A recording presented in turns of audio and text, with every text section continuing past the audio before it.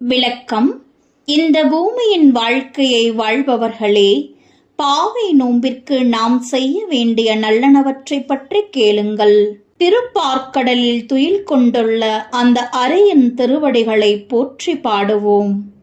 நெய் உண்ணமாட்டோம், பால் கலந்த உணவை உண்ணமாட்டோம், அதிகாலையில் துயிலெழுந்து நீராடுவோம், கண்களில் மையிட மாட்டோம், கூந்தலில் மலர் சூட மாட்டோம்.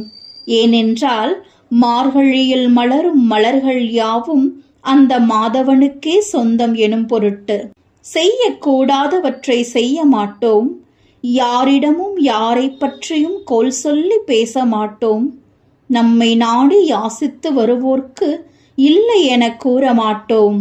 இவற்றையெல்லாம் நாம் செய்வது உயர்வை அடையும் வழிக்கே என்று நினைத்து பாவை நோன்பை நோற்போம் என பாவை நோன்பை பற்றிய விளக்கத்தை கூறுவதாக இந்த பாடல் அமைந்துள்ளது.